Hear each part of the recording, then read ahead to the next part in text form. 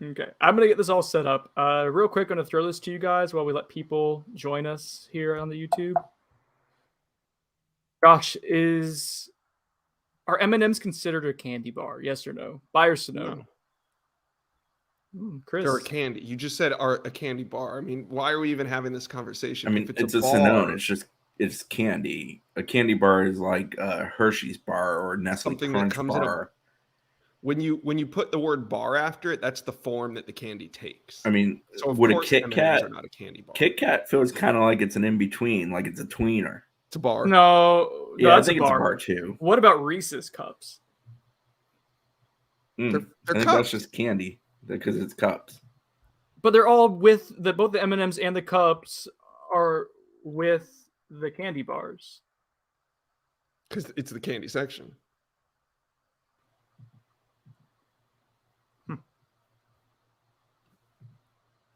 So I'm not doing much. I'm just here to hang out today. Okay. You don't have to try. You're just sitting in. Don't have to wedge me in there just to get me in there. I'll try not to wedge you in just to get you in.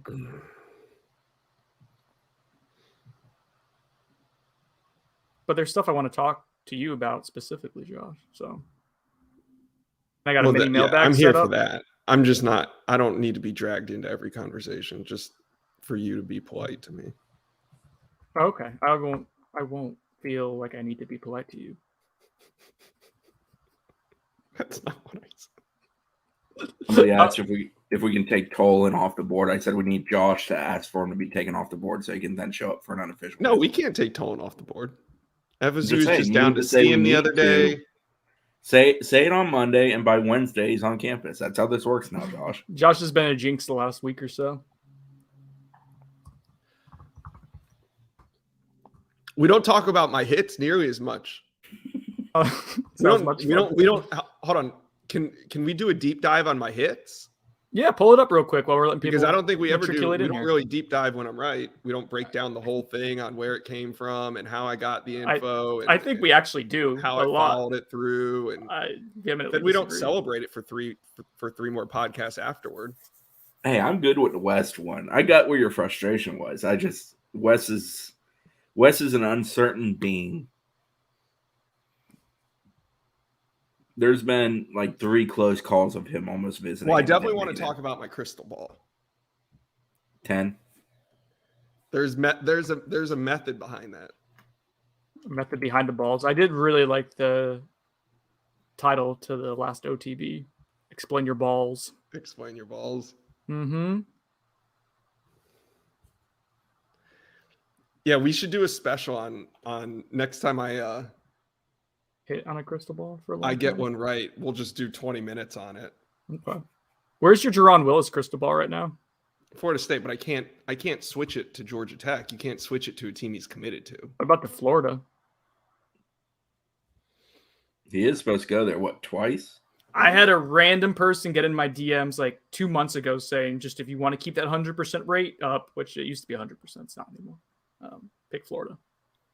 I mean, I'm not ruling out Florida. I just think if they hire a new coach, what if the new coach doesn't want a 235-pound safety? My high is it because it was a bad topic or because it made me sound hungry? Plus, that's usually the other guy's department. Yeah. Whoa. Jesus. What is man, Josh, Chris is the biggest effing tattletale in the world. He is a snitch. All over a chicken sandwich and a cookie. I would kill for a chicken sandwich I and didn't a cookie. tattle you out. I just told the truth. Snitch.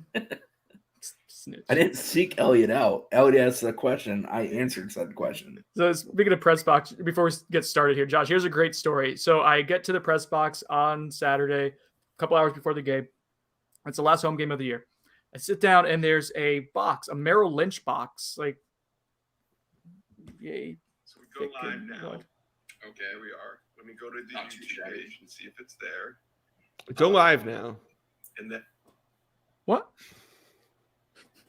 Anyways, I got a very nice gift of bourbon samples or whiskey samples to try out for like 12 days. Like, it was almost like an advent calendar for whiskey from should I say who it was from, Chris? An unnamed benefactor. So we are live. So you don't want to snitch right now. Anyways, I got we're live. I'm here to protect other people, just not you. Okay, good. I'm glad we can get that. You can take it. You can handle it. Anyways, I was really excited about it, but Josh isn't even listening. All right, 3, 2, 1. Welcome to On the Bench. I am your host, Brendan Sinone. I made Chris Nee laugh and then break his chair already. That's good. Good audio. All right, start again. 3, 2, I was just 1. Leaning in a chair.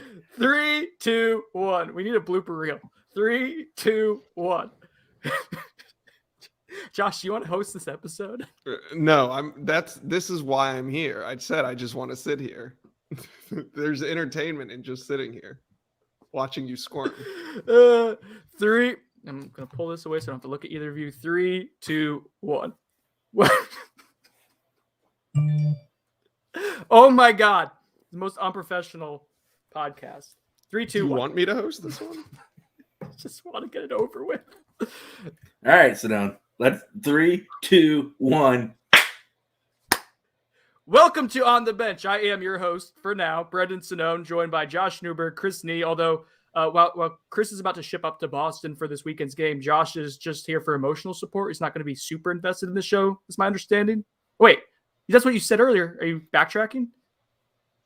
Look, I don't really go back and listen to the shows, so I just figured I'll just sit in on the taping and listen. That way, kill two birds with one stone.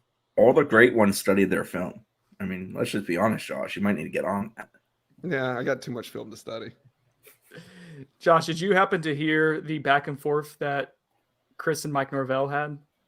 I did not. Well, if I was a good producer, I'd be able to play this on the video stream right now. But since I don't know how to do that, and we don't have a producer right now, you can go ahead and just look at my Twitter. Basically, did he ask a dumb question? Oh, so Chris and I went to both start asking a question at the same time, and it was like, you go ahead, you go ahead, and Chris was like, you go ahead, Sinone. And I asked about the status of Lawrence Toafili, and Norvell looks at Chris. He's like, were you about to ask the same question? And Chris goes, where's Simpatico? And then Chris and I were just adorable and had some banter. And Chris compared him and myself to Norvell and Kenny Dillingham with two guys, one brain. I don't think Norvell was in a common goal. I don't think he took that as a compliment. I got the grin and the neck crack out of Norvell. So who's Kenny? Who's Kenny and who's Norvell? This is where the story keeps escalating. Well, Chris said that I was Kenny yesterday, because we both had been emotional at various points this week. And then when Kenny walked by us while we were out on the bench, we'll chat up to coaches, say hi to them while we're waiting for different visits, which was where this podcast is going to go, about Tyree West and whatnot. Well, this will be about Florida State football, I promise. And Kenny walked by, and Chris told him of the little anecdote. And Kenny kind of looked over at me and was like, I'm better looking, and then walked away. So Kenny and I got beef now because he thinks he's better looking than me. I think we're gonna have a walk off to figure out who the better looking guy is. Who do you think is better looking, Josh? Kenny. Huh. Well, welcome to On the Bench. Yeah, we're going to do a Boston College preview as FSU really is kind of clinging to the hopes of going 6-6 and making it to a bowl game after a really dramatic, fun win over Miami. We'll get into that in a few minutes, and we'll also do a mini mailbag, though, so that's more like a mailbag. It's a mini one.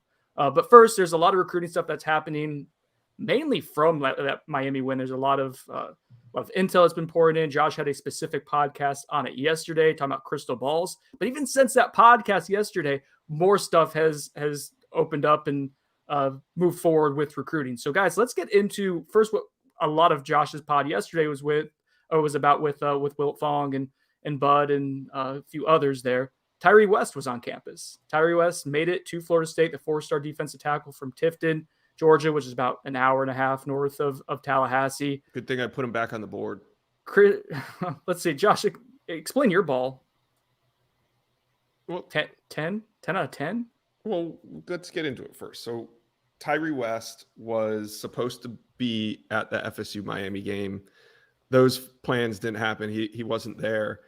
And then he decides to come on a midweek visit. Yesterday was Wednesday. He arrived on campus. I confirmed at about 8 a.m., 8:15 a.m. He was in time to watch practice. Not really sure all what he did, but he was on campus till about 1 p.m. So he spent about twice as much time, dare I say, as he did the last time he was here. But yeah, I put in a crystal ball pick with a 10.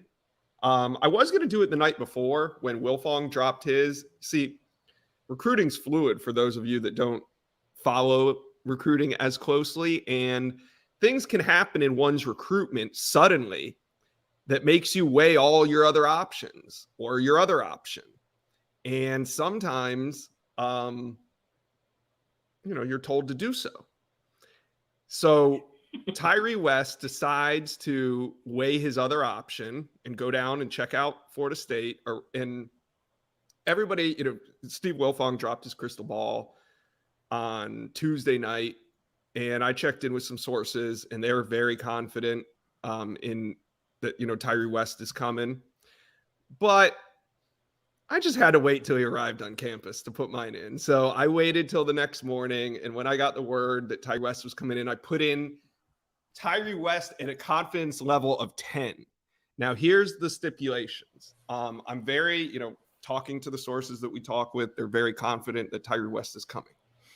For every visit that Tyree West takes besides this one, I am lowering my confidence level 1 point per every visit. Now, he sounds like he might take some visits, and the fact that he's essentially decommitted. Now, he hasn't come out and said decommitted, so I'm not going to call him a Georgia decommit, but he's fully into looking at other options. He updated his huddle profile for the first time in a year yesterday. There you go. So why do you update your resume when you're going to look for a job? Because you're looking. You get that Tinder profile updated when you know you're about to be Tindering. Sometimes hey, that it's not working out at my old job, or hey, maybe things are coming to end here and I need to update that resume. And that's what Tyree West did. Things changed on a dime, and I've got a 10 confidence in my crystal ball. But like I said, there's 4 weeks to go. If he takes a visit elsewhere, I'm dropping at 1 point per visit. I think I put mine in for 6. So just to be a team player, every time he doesn't take a visit, I'm going to raise. You're going to up yours? Yes. So we'll meet in the middle probably. He mentioned when we talked to him in the exit interview, it was myself, Zach, a couple others from another outlet. He mentioned, I want to say Auburn, Tennessee, maybe one other.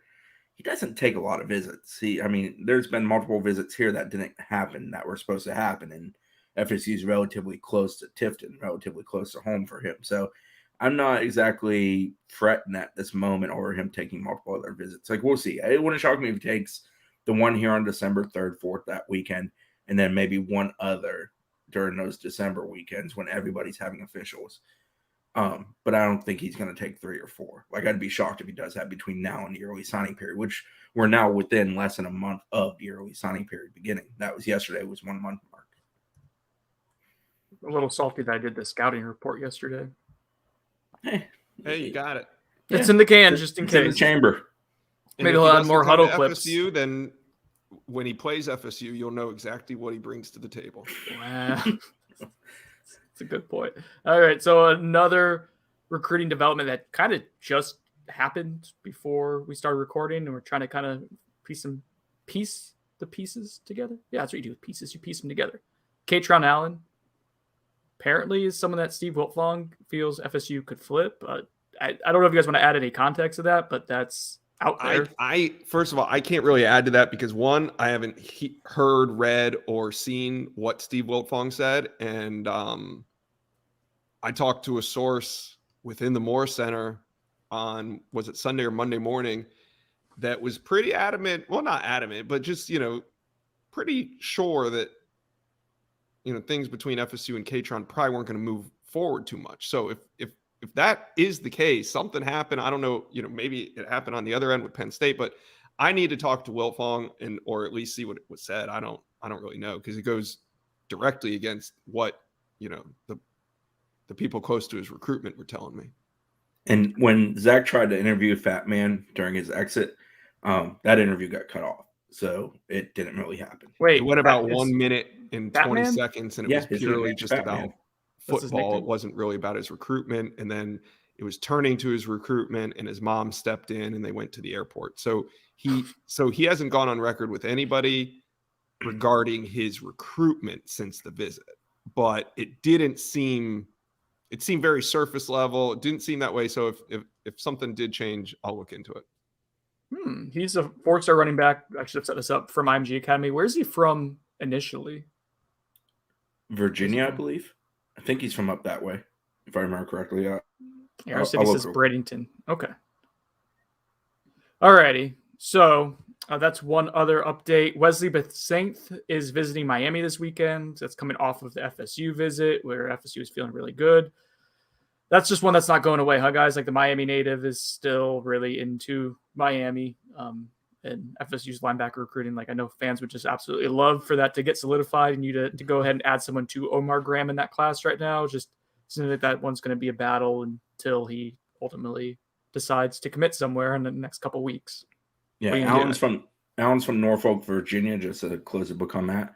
Okay. With Bethank, him and his mom are both Miami fans. Like, I think I keep trying to bring that up. And, like, I mean, hell, he signed a banner for fans at the FSU game in Tallahassee. At the end of the day, he's going to make a business decision. He's going to make a decision based on what school's best for him for the next 3 to 5 years. So, like, I don't know if his fandom matters in that regard, but the fact he keeps showing up to the school really close to home that he's a fan of, it is what it is. Like, I don't want to dismiss it and say it means nothing, because yes, it means something. It matters that he keeps showing up there. But at the same time, like, there's a reason he keeps showing up there. It's right around the corner from him, and they like him. There's also, look at the crystal balls. I mean, even though we reported what we reported this week, none of us have dropped a crystal ball pick. I know Bud did, but I think it was with a lower confidence level. Yeah, I think but I didn't see a 4. Yeah, I think so. I didn't see too much, buzz. Obviously there was some buzz coming out of his visit. It was a great game. FSU rolled out the red carpet for him. He brought his mom with him, so there was some good things that happened. But it's not like anybody said that there was a possible silent commitment or that FSU's the team to beat now. I mean, that wasn't really the message coming out of the visit. So the fact that he's going to Miami this weekend just shows me that his recruitment is still underway. I am interested to see if he shows up in Gainesville next weekend for FSU Florida. Yes. Would that be development for Florida or better development for Florida State if that were the case? It's for both. I mean, he's going to be taking in 2 of his top contenders. At this point, I don't think he'll leave the state, but I also don't think he's made a decision. I think he's the classic South Florida type that's going to really make a decision 48, 72 hours out from when he's going to, announce. I think he's a kid that's thought about it a lot, but I don't think he's one of these that's taking visits with another school in mind, comparatively to like an Earl Little, who I wholeheartedly expect to go Alabama, but is still taking visits to others. You essentially have backup plans to the main plan. The last thing I wanted to discuss real quick, and I don't even know if we're going to get into a big discussion about it. I'm going to play a game with you guys. On the count of 3, I'm going to ask you to say where you think, if you had to choose right now, you think Marvin Jones Jr. would commit to. He's been an interesting recruitment.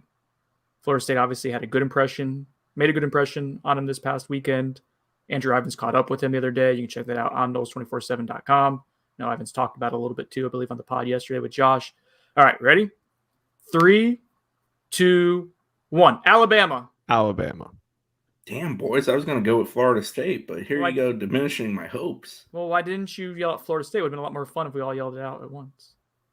Okay, well, I said Florida State. Sorry, I didn't do it right upon your 3, 2, 1. You threw me off. I was expecting a 1, 2, 3.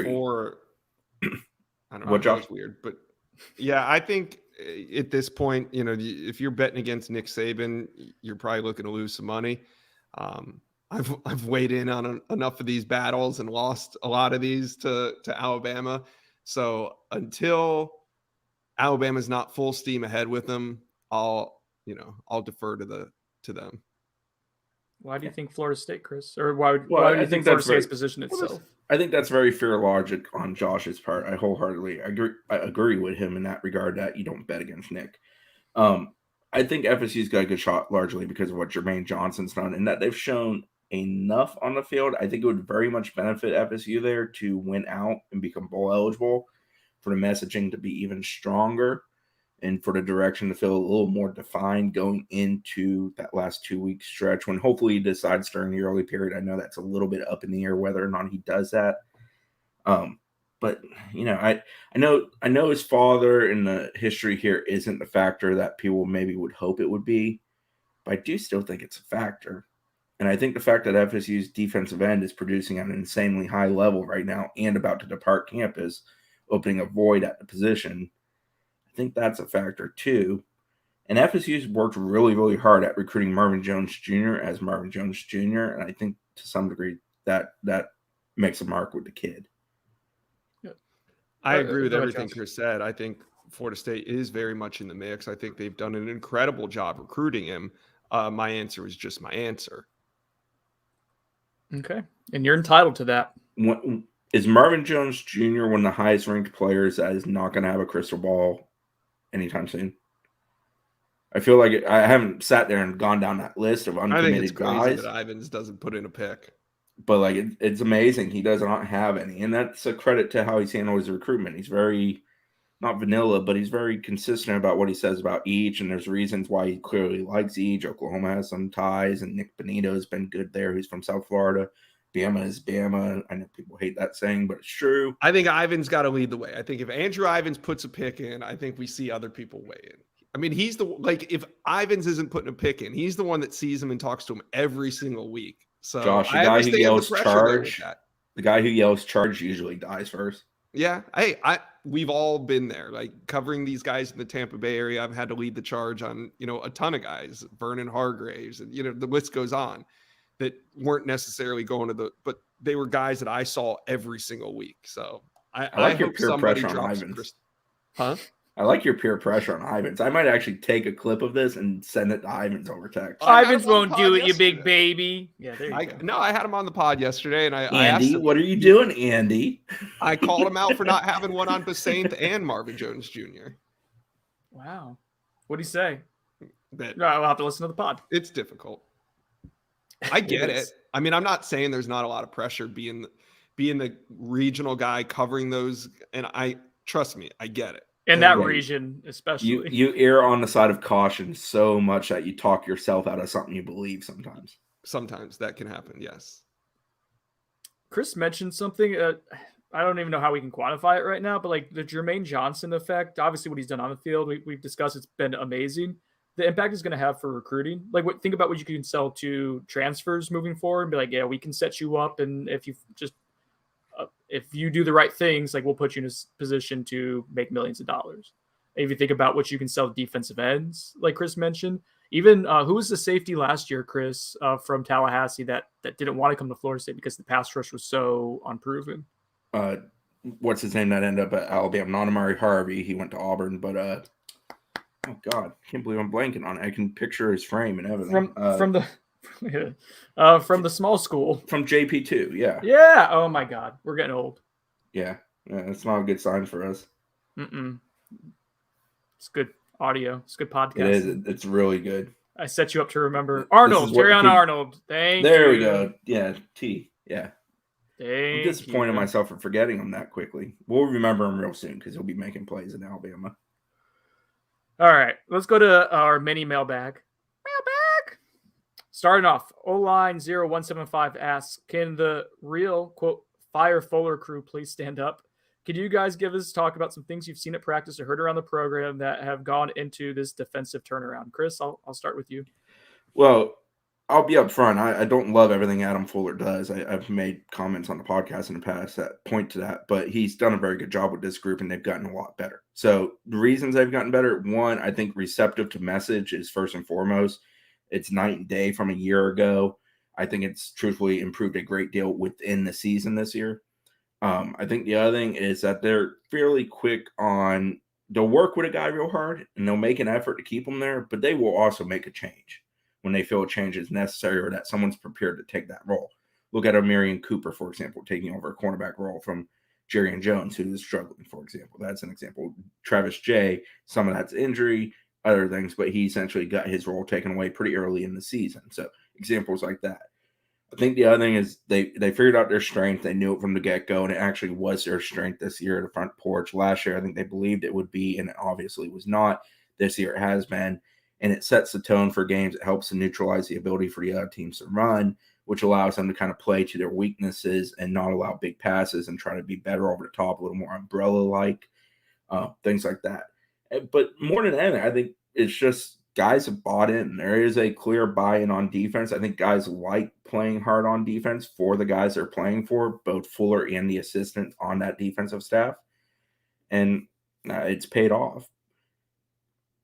I like that they've, to Chris's point, that they identified that the front porch was going to be a strength for them early in the season. That was proven. And then as they kind of filled in the pieces around it and got stability, I think that's what helped out a lot to answer O-line's question there. Like that they were, okay, Jamie Robinson, they made a move almost full-time, near exclusively to the field safety spot around the week of the Syracuse game. And he had some struggles there because he had played a little bit there, but would also play slot corner. But Kevin Knowles ascends, and they're able to put a speedy nickel corner there in the base defense. You then put a good athlete at field safety. And then even like at the boundary safety spot, like think about a year ago, you started off the season with Jaden Lars-Woodby, who's like a linebacker safety tweener. Now it's Akeem Dent, who's a corner safety tweener. Like they've gotten more athletic all around the field because of what they trust that front porch to do. And I think that you play to your strengths and you've tailored your defense to kind of fit within that, which is what good coaching and good strategists do. They've leaned on a consistent group. Most games defensively, there's really only 18 guys maybe truly playing a significant amount of reps in the sense of being out there a lot. Once in a blue moon, a guy gets plugged in for a run situation or a pass situation, but for the most part, it's kind of the same 16 to 18 guys. I think the fact that those guys have played a lot of reps together now this year helps a lot, and I think that's more evident in the secondary than anywhere else. Okay, next question is going to go to Josh. This is from Sam Knight. Hopefully Chris's basketball coverage has been beneficial to you. Let it go, Sam. Are you guys prepared to adjust to following a program with stability in the early signing day era? New waters for us all. Imagine what the staff can do with even more time to focus on the smaller pool of players. Yeah, sometimes it's fun. There's only so many ways to tell a story. So like when the team's riding high and then all of a sudden they have a bad year, it's like, oh, this is cool. I can tell this story. This is new. Something's different. Well, we've been in that cycle for 6 years now. So yeah, I'm ready to tell a different story. This rebuild, change, hope, I'm ready to see something real, tangible. I welcome the return of boring. Chaos has been fun, but I've had my fill of it. The chaos never leaves. Let's get that straight. I mean, remember 2013? But there's different levels of it. That's true. But I'd still say 2013, 2014 was as chaotic as it's ever been. When you wake up every morning to sign on Twitter and wait for the decommitment note, it's not really a very enjoyable job. Think of the week of Clemson when Jameis got suspended. Jeez. Think back to that week, and then the Friday before, or the Friday he was suspended on a Friday. That was one of the most chaotic seasons I've ever been a part of. Dude, even with Jimbo leaving. The 2013 season too. That was my first year covering the team, and I was covering it for the Orlando Sentinel. And so the emphasis to break news, there was court trials. I was literally sleeping in downtown Tallahassee. There's an annex for the Associated Press, for newspapers that aren't the Tallahassee Democrat. And I was sleeping in that office for days because we didn't know when when a verdict, or not even a verdict, so I didn't go to trial, but when they would come out with some kind of ruling on what was going to happen with the Jameis case, because it was right next to the courthouse. Chris was setting himself up. If you think there's never going to be chaos around this program, good times or bad, you're setting yourself up for disappointment. Different degrees of chaos, though. We dealt with the chaos of what you guys are talking about with Winston, even Dalvin Cook's situation kind of falls in that category. And then we've had the instability, bad coach, recruiting falling apart. What the hell are we doing here? My God, we're trying to suck even more. We've had that kind of chaos. I feel like that's starting to go in the rear view. There'll be something new. Yeah. And we'll adjust to it. I'm just looking forward to the new adventure. Yeah, and if it's a little boring, I am perfectly fine with it. Chris loves routine. I do. Yes, he does. There was a question, and damn it, I can't find it. It was kind of related to this. Real quick, while I try to find it, Chris, NC Knowles 5 asks, should we be worried about the basketball team? So good, get your hoops talking. I think a little bit. I think it's fair. I mean, the Tulane game was pain. 22 points by each team in the second half. FSU's offense just looked miserably bad. There was no flow. They got to figure out point guard. Raekwon Evans, I don't think is the guy that you want being your primary point. I played ballpark for like 25 minutes last night. It was just wholeheartedly ineffective in running the offense and being productive in the offense. He did rebound some. He blocked some shots. Effort was there. The production wasn't there. And the big man situation is a concern. There's not a lot of teams that will exploit FSU's issue with not having a really super dependable big than a guy named Malik Osborne who doesn't really need to be a big. But, they'll get better. I am worried about Purdue game. Purdue's a damn good team. I'd be worried about Purdue if FSU was playing well. And FSU hasn't played particularly well the last two outings. But I think they're going to be okay come January, February. I think they're going to figure some things out. I think offensively, they will figure one another out. Ham's never going to go away from playing heavy rotations. They played roughly 10 last night. They're going to play 10, 11, sometimes even more than that every night. And they're all going to get a good amount of minutes. So it's going to take a little time. There's a lot of new young pieces. I do think Worley's going to be fine. He's just got to get used to being in a more of an up-tempo offense. That's not what he came from. Matthew Cleveland is plenty talented. Caleb Mills is a guy who can score in bunches, but also has to figure out how he fits into this dynamic of this team. That's going to come with more minutes. I feel great about what Malik Osborne's brought to the table through 3 games. But, yeah, there's things to figure out. They're going to drop a game or two that we probably don't think they should drop. They're also going to lose some games to a team of the quality of a Purdue, for example. But they don't play a lot of teams that are that good. The ACC is not a murderer's row this year. It's not great if you've been watching early season ACC hoops. So if FSU can figure out, they're going to be fine in conference play, but they got to figure it out. Winky Ward Winston asks something kind of off topic, but I think this would be good for both you guys to talk about, given the coverage question from a minute ago. Does your belief – oh, damn it, I can't read. Does your job feel like a job to you, or do you feel like you just get to watch your alma mater favorite team every week? It's a job to me because I'm an organized I'm a little OCD, right? Would you guys agree with that assessment of me? No. So it's a job because I wake up thinking, what do we need to do today? What is on the agenda today?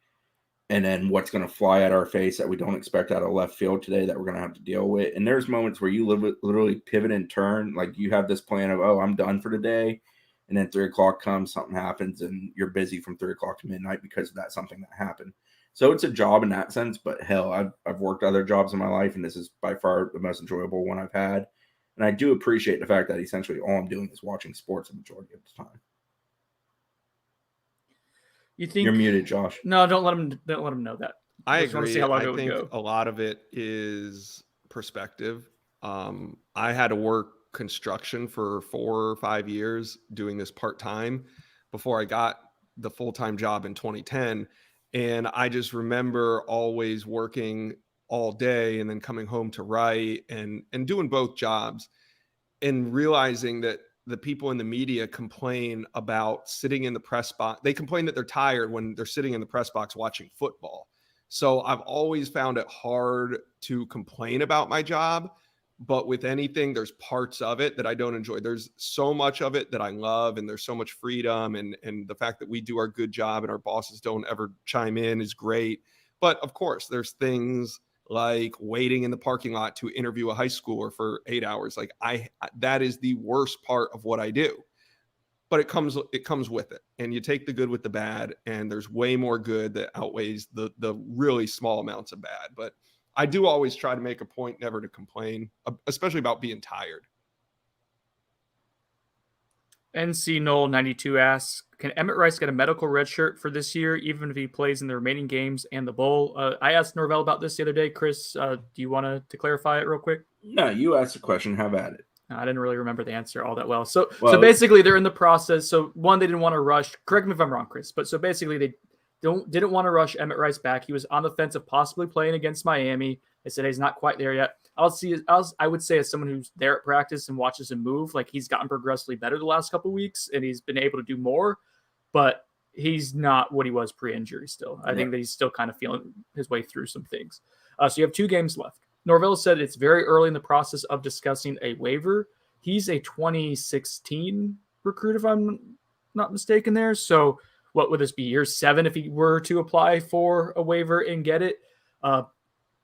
I think even if he played 2 games, that would like be on the table. But it made the way Norvell responded to the question, it made it sound to me that Emmett would be, if he was able to play and perform well, like I think they would kind of see what he could do. But it didn't seem like it was ruled out one way or the other. It's still kind of in the early process of it. But the main thing was like they didn't want to force him back into action and see what happens the next couple weeks. Yeah, we haven't heard it from Emmett's side of what he would like to do. So Yeah. we can't add that to this discussion. Don't know it exactly. I will say Emmett's been great to have around practice. He's a dude that smiles. He helps. He enjoys being there. He wholeheartedly wants to get back on the field. He is working to get back on the field this year. There's no doubt in my mind about saying that.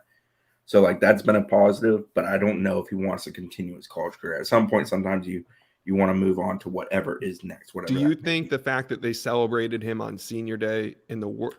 No. Do you think that has anything to do with it? Or do you think he tipped them off and said, this is my last home game? I mean, I asked leading up to that because I was doing a piece on guys being honored. And it's eligibility such a weird thing right now because of COVID years and all that it's kind of tough. It's one of those things like you got to do it in case it is the end, but it doesn't guarantee it is the end.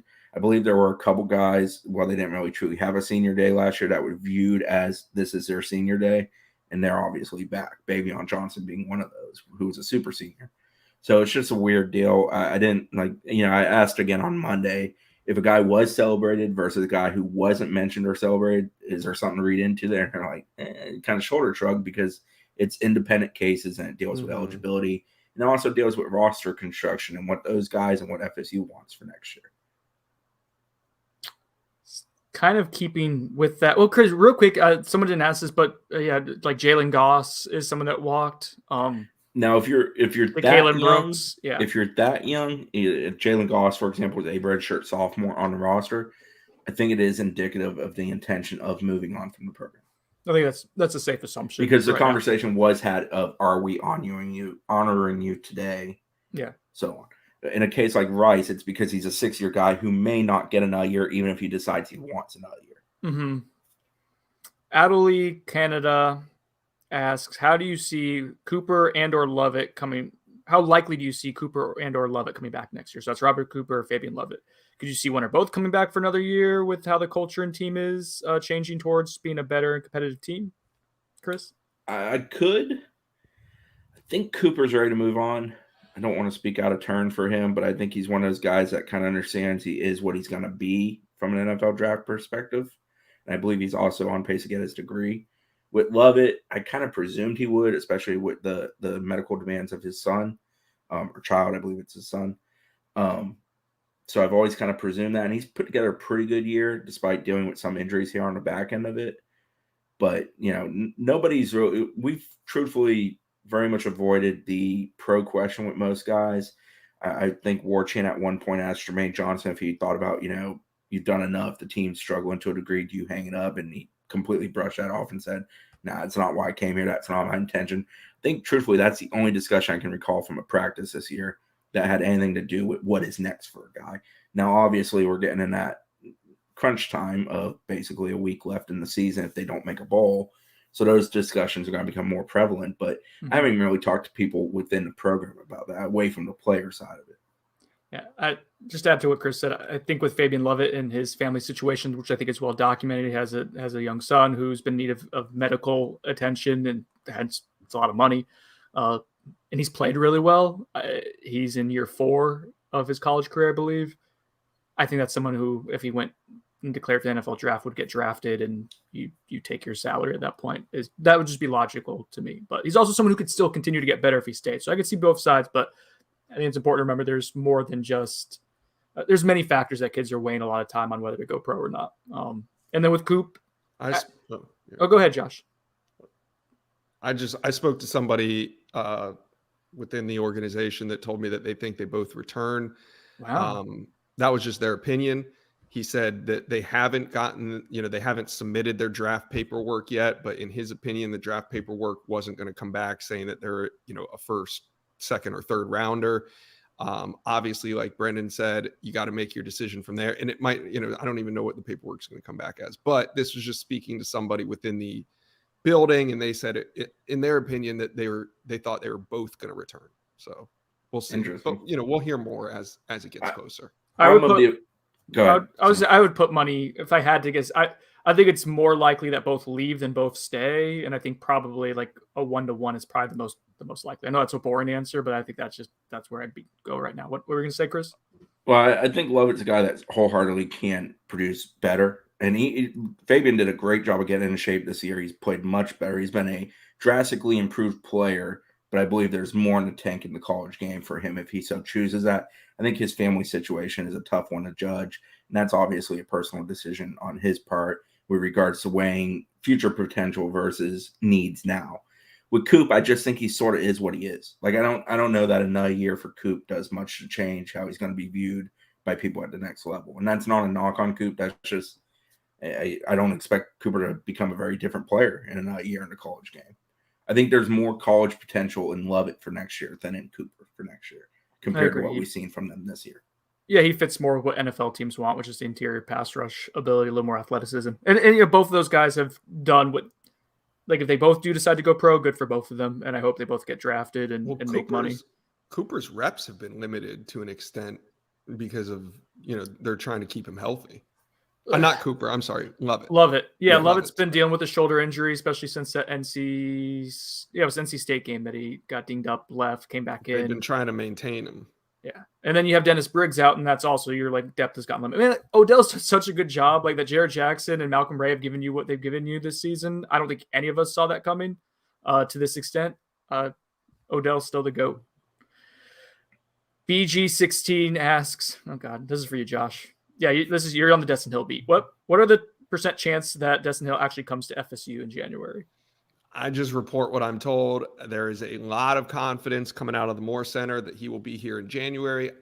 We don't know the details. I don't ask the details. The only thing I really want to know is when does the staff expect him to be here? They expect him to be here in January. We've reached out to Destin Hill. How many times for comment, Chris? Round out number. Well, when it was the recruiting 50. Process for him, and immediately after he did not enroll, probably ballpark about 20 times. Yeah. Since then, he beat me down enough where I think I've maybe tried once or twice. I got a response from him once. And Destin Hill has not gone on record. Look, he doesn't want to talk about it. There's nobody else that can go on record and talk about it. So until then, we listen to the sources. As it gets closer, of course, I'll keep drilling him down and trying to figure out exactly when he's coming in. But the message to me, the entire fall. When did I report that? Like in late August, early September? Destin Hill doesn't exist until I see him in person. And I continue to check. I mean, I don't check every day. I don't check every week. But I mean, I've been told I've been told in the last 7 days that Destin Hill's in the plans. Yeah, that he's in the plans. And I mean, it's not a shocker. Nothing's changed. I've been told that since August or September. Now, does he make it in? I don't know. It has, but people want a definitive, clear answer to it. It's we just can't give it to you guys. There's a few people that know exactly what's going on with him, and they have chosen not to share it. But I feel like we're relaying a message from those same people. And they're also recruiting as though they're getting him in. That is correct as well. Josh's point is that doesn't make it in. If Destin Hill doesn't make it in, it's a huge disappointment. It's not only a disappointment, but it's I don't know how to say this, but there's a glaring hole in recruiting because, like Chris said, I think a lot of Florida State's wide receiver board has been dictated by the fact that they think they're getting Destin Hill in January. So if that doesn't happen, then yeah, it's a problem. But it's not under my control, and there's nothing we can do about it. We can just report the news. Agent Cock asks, okay. It's Coke. Well, then he needs to put an extra O in there. Absent a can't-miss quarterback entering the portal, is it better for FSU to have an entire offseason with Jordan Travis being the unquestioned starter and getting all the starter reps? How much damage would it do if Jordan's confidence in the staff, if they brought in another quarterback to compete with him again this offseason, similar to this past one? Well, they still indicate they're not taking transfer. We've had that discussion. I think Jordan is over the confidence issue that presented itself at times with McKenzie being brought in. So I don't think that's as big of a concern. I think you always have to plan as though you're going to lose somebody to injury and how it affects an entire position. So you take the best guy at your position, you cross him off the list. Do you feel good about the next guy or the guy you're bringing in as being the guy that can carry it? If not, then you got to go with somebody that's essentially your insurance plan. Did you answer the question? What was the question? Hang on, going back there. There's two questions. Is it better for FSU to have an entire offseason? Huh? I answered the confidence one. Kind of. You can give him a percentage. Is it better for FSU to have an entire offseason with Jordan Travis being the unquestioned starter and getting all the starter reps? How much damage would it do if Jordan's confidence in the staff, if they brought in another quarterback to compete with him again this offseason?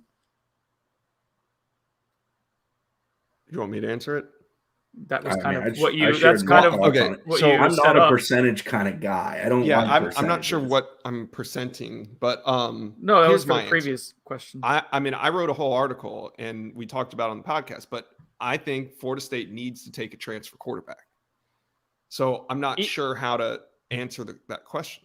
Did anything that you saw against Miami, Josh, change your opinion at all? Like even like 1%? Did what you see? No, I still believe the fastest way to improve this roster. That's like saying, Brendan, we bitched about the roster the entire season just because they beat Miami. Does that change your opinion on the roster? No. Therefore, my feeling towards improving a roster, the fastest and most direct way to do it in today's day and age of football is through the quarterback position. Now, I'm not saying go and take any quarterback. You obviously got to get a better quarterback than what you have in Jordan Travis. I believe Florida State can do that. Will they do that? I don't know. But in my opinion, they need to bring in a transfer quarterback that can raise the level of talent on this roster. It'll help them immensely. Recruiting isn't about, I want a guy just because he might help us. Recruiting is about recruiting guys that are better than the guys you have because it makes you a better football team. Right. And Nick Saban does that. Jimbo Fisher does that. FSU needs to do that. But Jordan isn't going to tuck it between his legs and run this time around. I don't believe that at all. I think Jordan's in a very different mindset now. I think Jordan's in a very different place. I think him continuing to be pushed by other quarterbacks is good. Plus, that's just a position where it's a necessity now to stock up because you're always going to probably lose one along the way. It's just the way it works. I don't want to weigh in on Jordan Travis. I feel like I'm too emotional on this topic. Why? Why? What do you think they should do? I think he's. Well, answer it within that question. All right. I wouldn't rock the boat and try to get someone who is viewed as a starting quarterback type. If you want to get someone who was probably like a high level backup to help out with the depth there and not be a threat. But that's a balancing act. Yeah, what QB's transferring to be a high level backup? Very few, but it sounds great, but that's not the way the portal works. I understand. So then Alex Hornibrook. So then understand. Is he a high quality backup? It wasn't a high quality starter, but he was a good plan, a great plan. My other point though is like, so if Jordan Travis, I think it depends on how you view Jordan Travis and the supporting cast. And I think we've talked about that before the podcast. That's why I don't want to get into it because we already know. It's all worried about feelings over there. You can't have a wrong opinion. This is going to be spun into me saying that Kenny Pickett isn't better than Jordan Travis. What? Why would you? Wait. I didn't say that. I just said that. Let things go easily. No, I don't.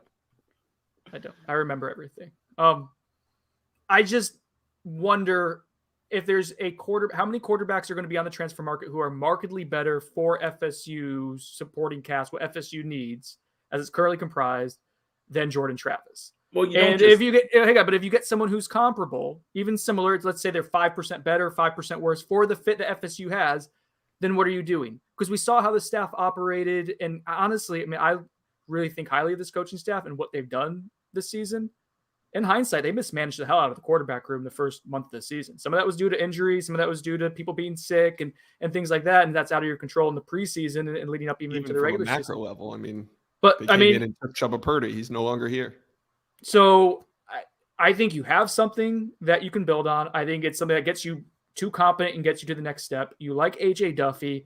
There's unless there's a surefire upgrade over Jordan Travis out there that you can go ahead and get, I don't think it's worth disrupting what you have building with him. But but the tricky part is you need to find someone who can help out if he gets hurt, which Jordan Travis has shown the propensity to get hurt.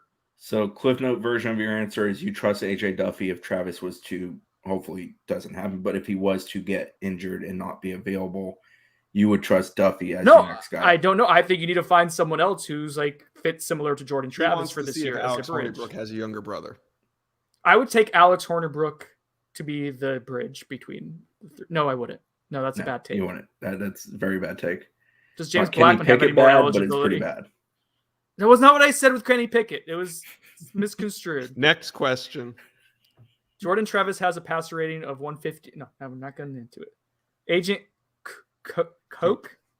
Brendan, there is a bottle of Pappy Van Winkle or some other bottle of extremely nice bourbon. It's tough to beat Pappy Van Winkle. Behind one door. And 10 years of FSU football being back to peak Bowden years under Mike Novell behind other. Which are you taking? So you guys can answer this applying something else that you view similar to a bottle of Pappy Van Winkle. I would say this. One, emotionally, it'd be great to cover a team that's fun and enjoyable and the fan base isn't freaking out all the time and has this little brother syndrome. And then two, my bonus would be really, really great, presumably, if we were covering a dynasty era team, and I'd be able to buy Pappy, multiple bottles of Pappy. So, good answer. I agree. Next question. Oh God, I lost my place.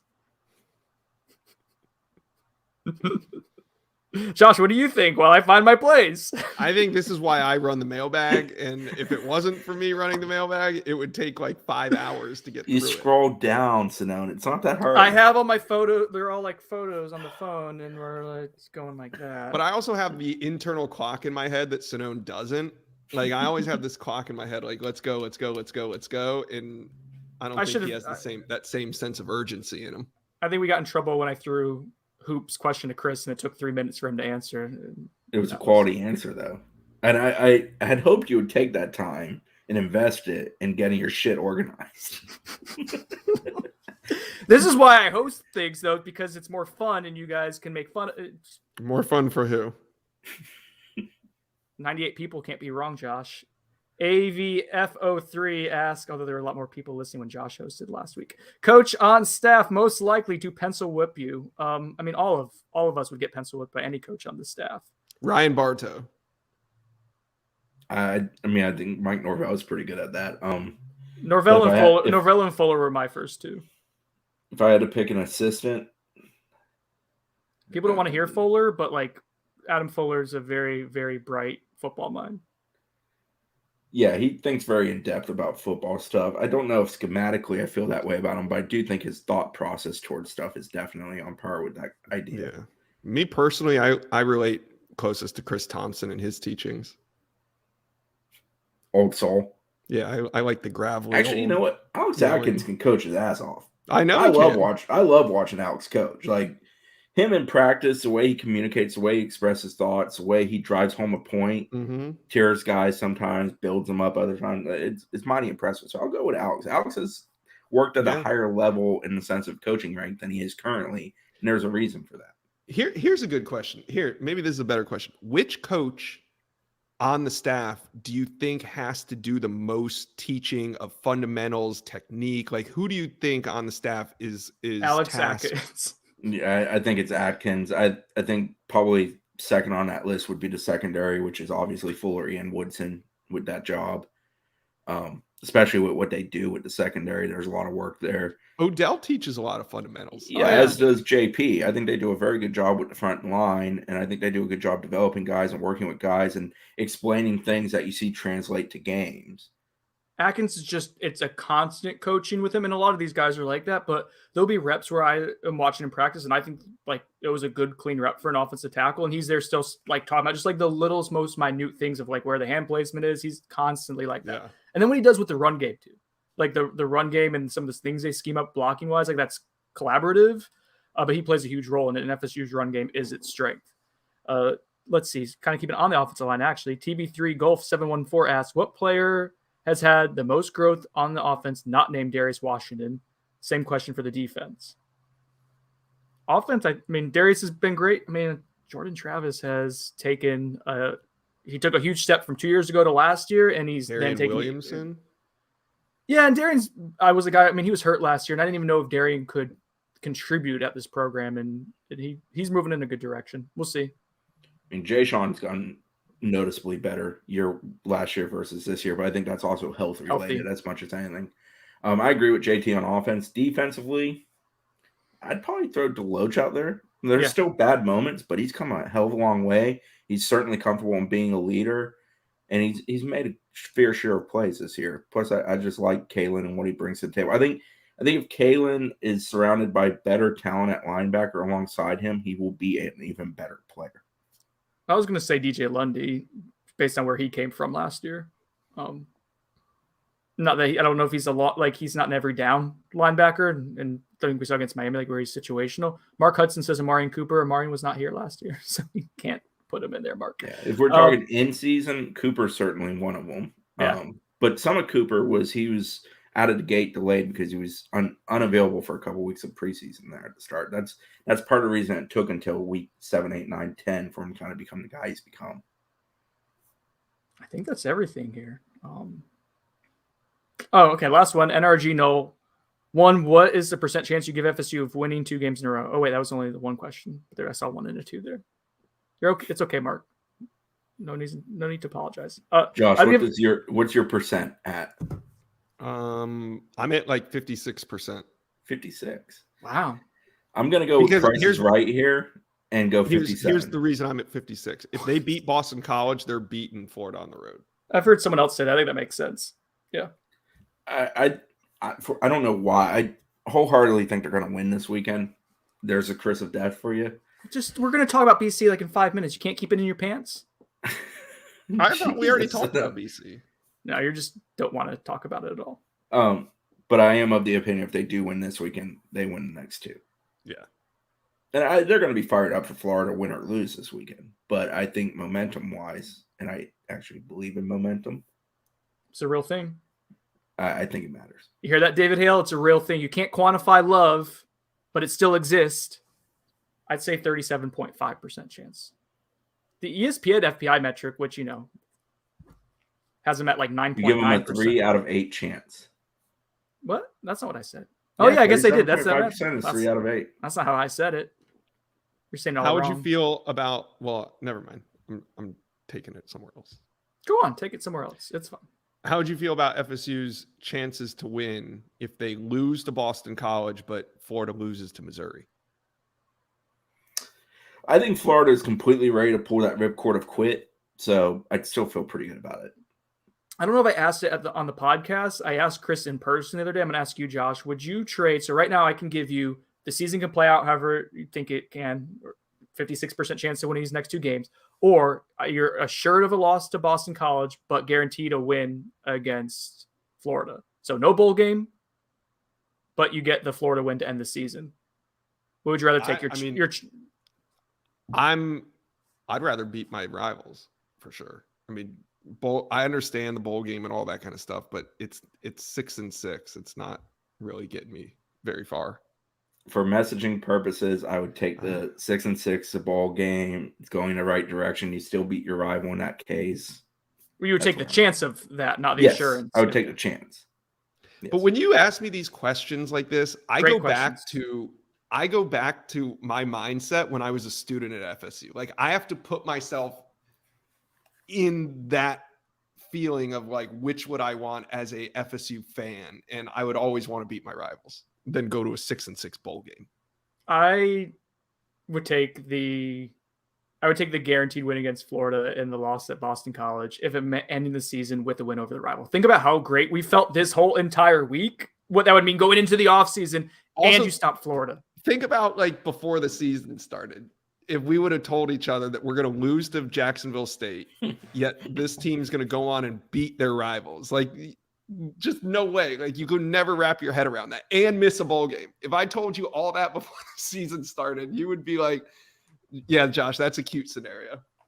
It would be it'd be unfathomable, but also like FSU's what we were saying. Like, there was a podcast that Chris Budd and I did where we talked about the path to 6-6, and we had to be I was the only one I think that picked 6 wins in that, and it was optimistic, like giving them some 50-50 games. They're 1 win away from getting to 5 wins, and like that's what we said would be a reasonable season. But that wasn't factoring in a loss to Jacksonville State. to win 5 games and still have Jacksonville State game on that resume. I think that makes you feel okay. Preseason's weird. You think back to that time, you think Clemson's going to be pretty good. You think UNC is going to live up to the billing they're getting. Neither of those things are true. Wake Forest. Well, yeah, but I think we all thought Wake would be good. He had a pretty veteran club, and Hartman's damn good. Very good. And they've lived up to that. NC State's been a pretty good ball club, and they've lived up to that. BC, when they've had Jerkovich, has been very good. And I definitely was bullish on BC in the preseason. I thought they could be really, really good this year offensively if they had Jerkovich and the offensive pieces they have. So it's just funny thinking back to it. And hell, if you had me write down 50 things about FSU in the preseason that I expected, I don't know if I hit on 25 out of 50. It's wild to think about some of it. Quarterback situations obviously played out very weird. Would I have picked Corbin to go for 1,000 yards, which is certainly in play? I don't know about that. Would I think Parchment would have been better than he's been? Yes. O-line's been better than I expected, but pretty comparable. D-line's been much better. Jermaine Johnson's even exceeded some very lofty expectations placed on him by media and himself. Secondary, if you had me write down the starters, that's changed drastically. It's just funny thinking about it, how it's always such a moving picture throughout. And even when you're around it every day, and I think it's true for coaches too, it's constantly changing. Things surprise you along the way, I guess is the best way I could put it.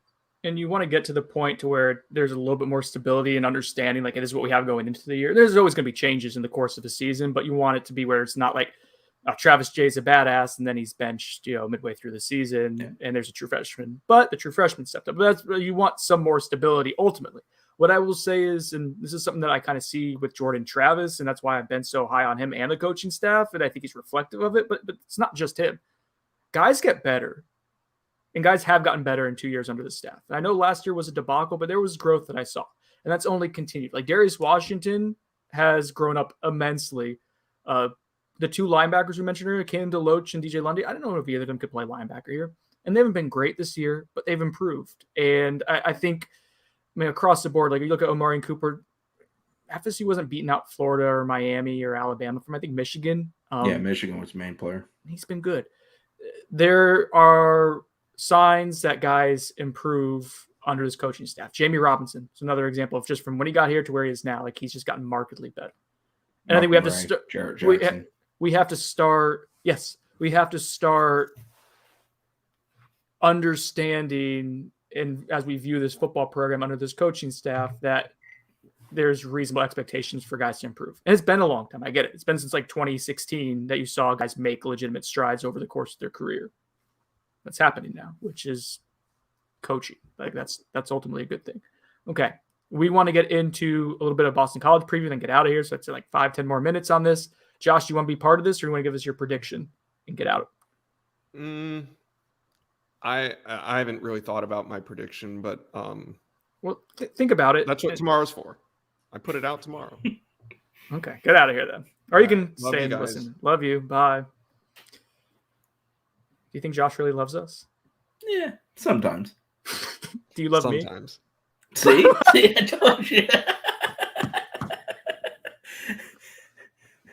That's creepy. I didn't know he could come back in. I hate Josh. All right. Christopher, when FSU is on well, actually, first, before we get into the matchups, so Boston College game in Chestnut Hill, noon on Saturday, ACC Network. Yay, ACC Network. Chris will be going up for us. You looking forward to a little chowder, big boy? Yeah, and seeing some family up there too. Nice. A little press box chowder. Mm-hmm. The BC press box chowder is probably one of the best press box meals because it's legitimately good chowder. I'm also looking forward to the live guitar riffs in the crowd. Oh, there you go. Have you been playing any Flog and Molly or Dropkick? Dropkick Murphys? Yeah. I listen to Dropkick here and there. There's There's still Irish coursing through this blood. How much percentage Irish are you? I don't know. I hate percentages. I'm 50% Irish and 49.8% Italian. And apparently 2% French, which it may just be Italian. I don't know. I had a peanut butter and jelly sandwich in my mouth when I did the DNA test. So it's tough to tell. Okay, so BC is, what is BC's record, Chris? 6-4? 6-4, 2-4 in the league. Everything with BC is viewed through the weird prism of with Jerkovich at quarterback and without Jerkovich at quarterback. So they began the year well, 4-game winning streak. Some of that was pretty soft. Colgate, UMass at Temple versus Mizzou. They won that one in overtime. Then they go on a 4-game losing streak. Clemson at Clemson, NC State, and the Clemson game was a 1-score game. 2 NC State, they got blown out. Louisville lost by 2 touchdowns at Louisville and then lost by 2 touchdowns at Syracuse. They get their man back. They beat VT by 2 touchdowns, probably a big reason Justin Fuente got shipped out of town. And then they won at Georgia Tech 41-30, and Jerkovich went crazy in that game. He went for 13 completions, 300-plus yards, 4 touchdowns, 2 on the ground, 2 in the air. So they're 3-1 at home this season. They wrap up with 2 more home games. There's a lot of interesting splits with Phil Jerkovich at quarterback. Phil Jerkovic. Did we say it correctly? I think so. Jerkovic. Yeah. Jerkovic. The one thing I'll say with those splits is those 4 wins, so 4-0 with him versus 2-4 without him. Georgia Tech this past weekend's probably their best win with him at starting quarterback because they beat UMass, they beat Colgate, and then they beat Virginia Tech. So we'll see. Like, his numbers are really good, and we're going to get into that in a second here. But that is an interesting variable that's kind of left me in a difficult spot trying to project what I think is going to happen for this game. And the caveat I gave you with that was that they're 10-4 with him as a starter over the last 2 years, and he's been improved this year. So they're 4-0 this year, 6-4 last year with him as a starting quarterback. Yeah, he's good. He's a very good college quarterback, someone who has a chance to play on Sundays for sure. FSU opened, Chris, as a 3-point underdog. That line moved to about 2. Stay there for a few days. And as of this morning, as we've been recording, I guess we're in the afternoon at this point, but this podcast on Thursday, it moved to 1.5. So FSU's a 1.5 underdog now, which if you factor out the 3 points that a home team usually has in its favor, people are saying that FSU is probably a better team than BC. We'll just see what the home field, traveling and whatnot does for this game. So it'll be interesting. But let's get into when FSU is on defense. And so let's talk Boston College's offense. And let's start, Chris, with the quarterback, Phil Jerkovich. Missed 6 games with a wrist injury. They didn't expect him to come back, but he's come back and played very well this season. Yeah, it was a right wrist injury suffered on September 11th against UMass. On the season, he's 39 of 61 for 748 with 5 touchdowns, 1 interception. That's in 4 games. They've won all 4 of those games, as we said. 22 rushes for $197, 4 rushing touchdowns. So certainly capable with his feet. Their offense as a whole, passing-wise, 205.1 on the season per game. That ranks 98th in the country. I wouldn't fall in the trap of thinking they're the 98th best passing offense in the country. I think they're far superior to that number. A lot of that, he's absent for 6 of their 10 games, and that's why that number's down a bit. They also will run the ball. They're going to line up with a lot of 2 tight end sets, pack it in a little bit. Pro offense, they're going to be kind of physical, take it to you, try to beat you up at the line of scrimmage. It's not quite the Adazio, 3 tight ends. It's not nothing but dudes, but yeah. Yeah, they'll go with a lot of tight ends and be very NFL. They look like an NFL offense the way they operate. Pat Garrow is their running back. He's had 4 100-yard rushing games this season. Each of the last 2 games he's done that. He has 170 rushes on the year for 909 and 6 touchdowns on the ground. Not much of a receiving threat out of backfield, so not much to worry about there. As a team, they rush for $165 per game. That's 66 in the nation, but they get it done scoring on the ground. They have 19 rushing touchdowns on the year, so on average about 2 per game rushing on the ground. Zay Flowers, familiar name if you've kept up with BC in recent years with FSU playing them. He's their best receiver. Junior has 5 career 100-yard receiving games since 2019. He's leading them this season with 40 receptions for 653 and 4 receiving touchdowns. He leads in all 3 of those categories. As a team, they have 11 receiving touchdowns as a team. They don't have the killer tight end they've had in recent years. They have talent at the position, but they don't have guys like they've kind of run out there at FSU in recent meetings. Trey Berry is their number 1 tight end, and he has 347 receiving yards. I think he's their second leading receiver, so he's solid.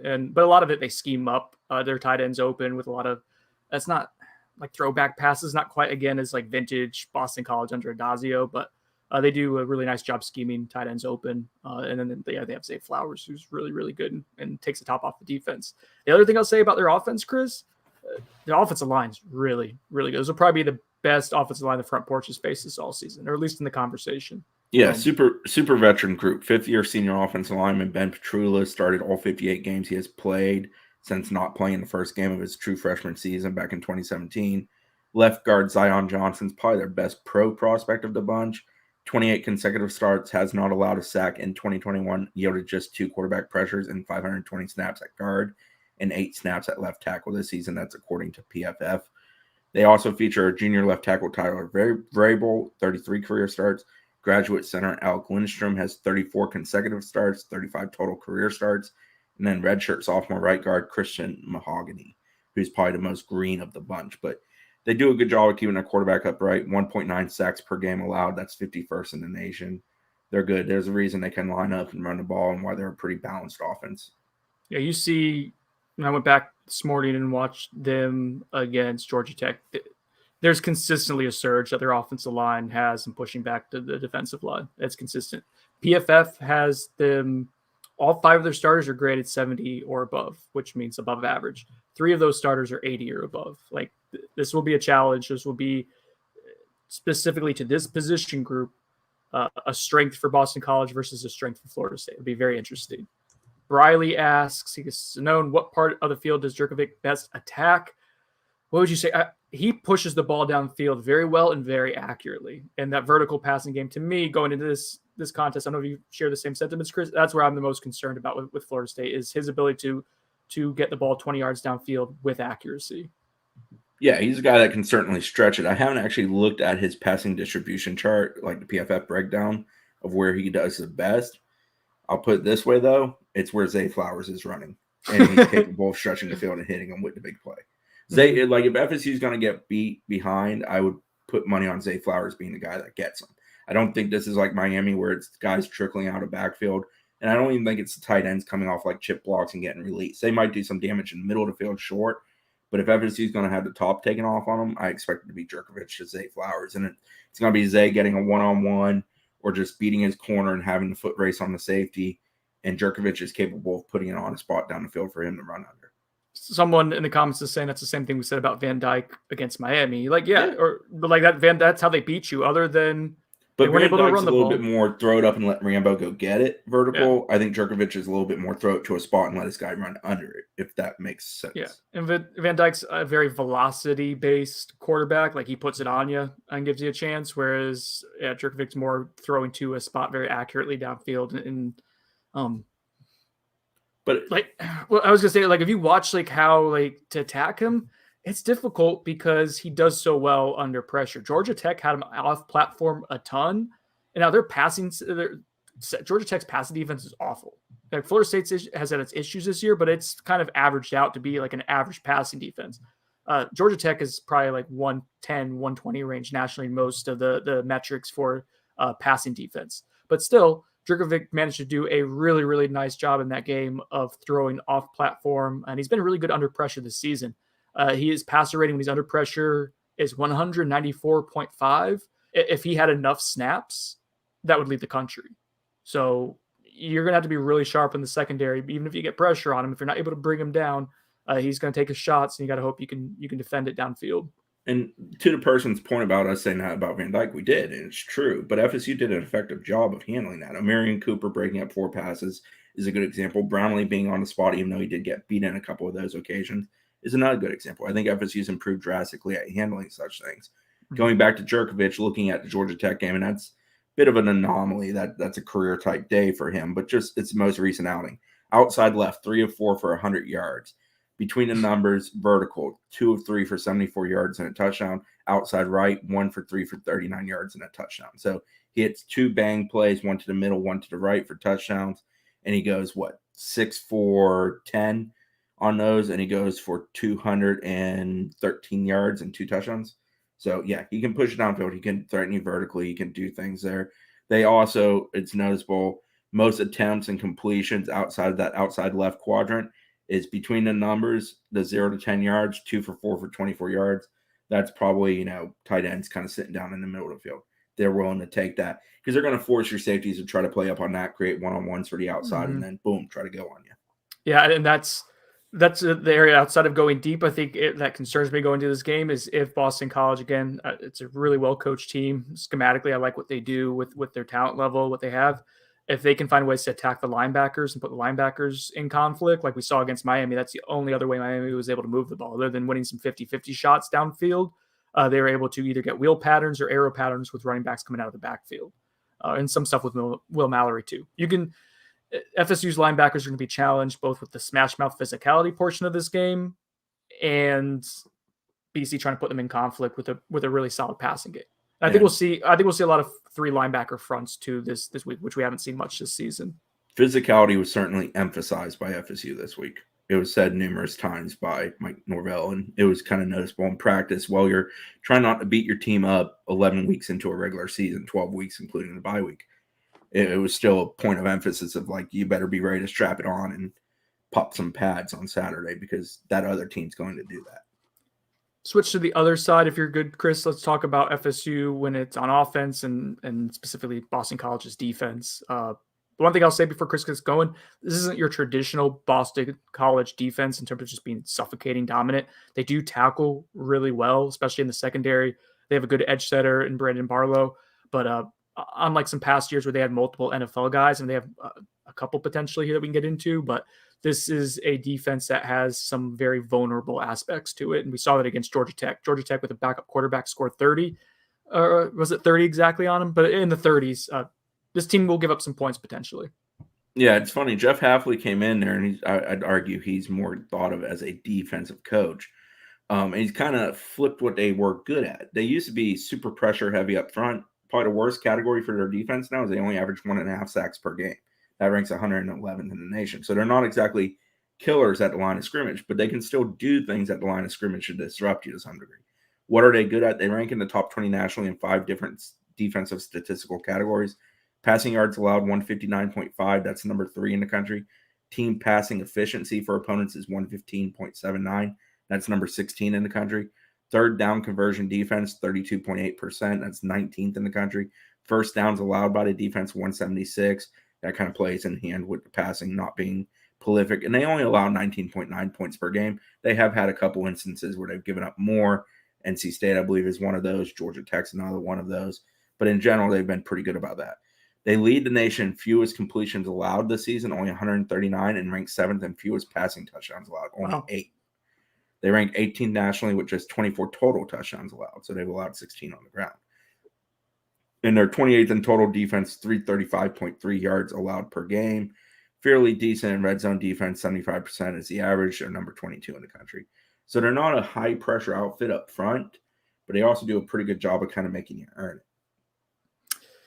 People are asking in the chat, Chris, about Jaden Lars Woodby, and that's obviously you're playing against a guy who was here for a few years. He's played safety for them. Yeah, he's been solid.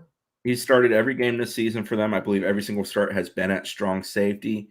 He has a pair of interceptions on the season, also 2 fumble returns, including 1 for 41 yards and a touchdown. He has 39 tackles. That's 5th on the team. He's done well for himself there. He settled in.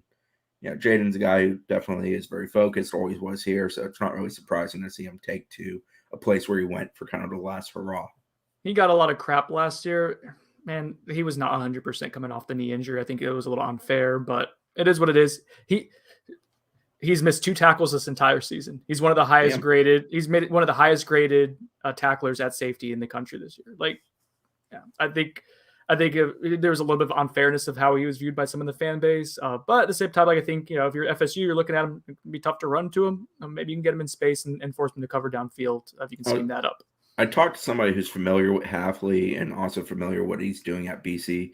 And they said the best way of describing what he does to an offense with the running game and with short passing stuff is a funnel. So they might allow you to get some stuff, but they're kind of putting you in a situation where they're clinching and tightening up, and they really try to reduce the amount of explosive plays. I did not truthfully look up how many explosive plays they've allowed on this season. Let's see if we can find it. They try to be very much eliminate. They want you to have to essentially, for lack of a better term, dink and dunk against them. Earn it. Yeah, let's see. So they are 27th nationally in big plays allowed with 37 plays of 20-plus yards. So that's pretty damn good. Yeah, and let's see, 40 plays allowed. Let's see, against a league with some really good passers and some explosive offenses too. 48th nationally in plays of 40-plus yards allowed with 9. So yeah, it's a sound defense. So there are some areas that you can attack, and especially I think what Florida State does well. Now maybe this is kind of to your point, Chris. I think you can run on them. They're allowing more than 5 yards a carry, which isn't great. More specifically, they are allowing before contact 2.46 yards a carry. That's 115th nationally. So you can get some creases against them. And we've seen with Florida State, like that's what, when their offense is working its best, it's just they're able to get past the line of scrimmage, and then you got two pretty good running backs or a really explosive quarterback and get in the space there and do some things. So that's something I'm going to watch closely on Saturday. Yeah, they as to kind of wrap up their defense, 9 interceptions on the season. Cornerback Brandon Sebastian's one of their better players. He's got 3 interceptions, but he's been pretty banged up here recently. Nickel Josh DeBerry's probably their best player on defense. He leads them with 53 tackles on the season. He's really good. He also has 7 tackles for loss, a sack, 4 quarterback hurries as well. So he's a guy that can kind of play all parts of the field, is effective for them. 2 interceptions, 3 pass breakups. And second on the team is in tackles is Mike linebacker Vinny DePalma. If there's ever been a BC name, hey, Vinny DePalma. 48 stops on the season for him. So they kind of get done in the middle with him, and then they got DeBerry kind of moving around the field and Sebastian out there on the island. That and then we've talked about Jaden being the safety. So that's some of the pieces. Now it's just weird for so many years. BC has been great offensive line and a defensive end or two that's really gonna bring havoc to you. They don't have that up front this year. That just isn't on this team for them. Now Barlow's a good defensive end, was setting the edge, but yeah, he's not a pass rush juice guy, which again, I think that helps out Florida State that you don't have a dominant defensive lineman to kind of worry about. Last thing I'll mention, BC runs a ton of man coverage. They did more zone this past week against Georgia Tech with a running quarterback. So it'll be interesting to see how they try to match up with Jordan Travis, because if you want to run a zone defense to kind of have all the defenders' eyes on that scrambling quarterback, man means you're turning your back. But teams have had a ton of success against Florida State running man coverage because wide receivers struggle to get open. BC is 14th nationally, Chris, in the percentage of man coverage that they run against the pass of 40.3%. So we'll see what BC does. Do they try to go zone to keep Jordan Travis honest and keep eyes on him, or do they stick with man, which is what they typically do, and force FSU's wide receivers to beat them? We'll see. Let's get into our predictions for this game. I will be honest, Chris, I went into the week leaning towards Boston College, thinking that just coming off an emotional win, sandwiched in between Miami and Florida. BC has its quarterback back and starting to kind of figure out itself again on offense. That offensive line might neutralize your defensive line. I didn't like it. The more I've studied them, the more I've watched them play, and specifically to go sit down and break down the entire Georgia Tech game. I think I got Florida State winning this one. I don't think it's a matter of me talking myself into it too. I think Florida State, the metrics say Florida State is a better team. FEI says they're like a full tier better than Boston College. I think Florida State's going to win this one. I'm going to go Florida State 30, Boston College 27. I was also going with 30, but I'm only going with 23 for BC. You got Florida State winning? I do. Oh. What about you guys? People listen as we wrap this up. What do you got? It's all good's got Florida State by 10. Now, I will note that all three, Chris, Josh, and myself, were wrong in our prediction picking Miami last week. But, what are you going to do? What are you going to do? I'm happy that we were wrong. I'm happy to be wrong. Anything else to add, Chris, before we get out of here? No, I mean, I think it's going to be an interesting game. I think it's kind of, to some degree, a statement game for FSU, just to show, you got to stack it at some point. You beat Miami, and that's great. Everybody's feeling great. We all loved it. 4th and 14 was awesome. Punching it in's great. The Dyke spike was great. All the things that happened last week were really fun. But you got to stack it at some point too. And I think it's very important for FSU to finish this season the right way, and that's stacking this victory and then going to the swamp and draining it. What do you think of what you saw at practice this week? I know it was a little bit dicey for you with traffic and I was a bit stuff. MIA because Tuesday, for whatever reason, Tennessee and Monroe wanted to be really, stuffed up when I had to cross it, which I really appreciated. And then Wednesday, I was on Tyree West watch to some degree too.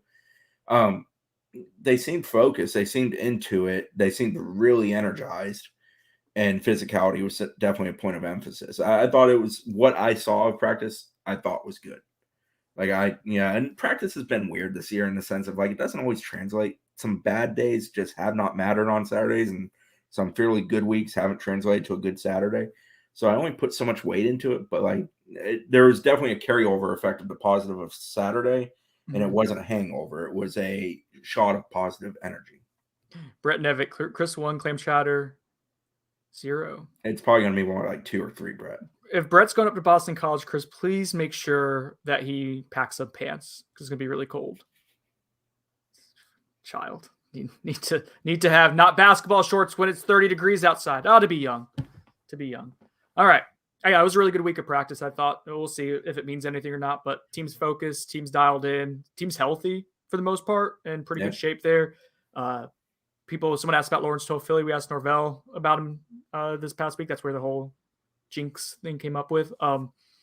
He's moving in the right direction. He had a really nice play in practice where he jumped up, got the ball, landed on the ankle that had been bothering him. Jordan Wilson got dinged late first half against Miami when he made that catch. Someone who'd been playing better. Believe he'll kind of have a chance to go. We'll see. Keyshawn Helton, kind of same deal. We'll see if he's able to go. But for the most part, not a whole lot of guys missing from that 2 deep. I think FSU's in a good spot right now. So, all right. Oh, look it. Before we go, Brett's mom just bought him pants. Brett Nevitt, Tomahawk Nation. Brett's mom bought me new pants. To be a college kid. All right. Thanks, everyone, for listening. We've got 130 viewers right now. Probably people bored on their lunch break. But you know what? Thank you for following our YouTube channel. We'll have this up on iTunes and Spotify, Google Podcasts, wherever you get your podcasts in the next hour or so. So thanks for everyone for listening to On the Bench. I'm Brendan Sinone. For Chris Nee, Josh Newberg, I'm sticking the landing.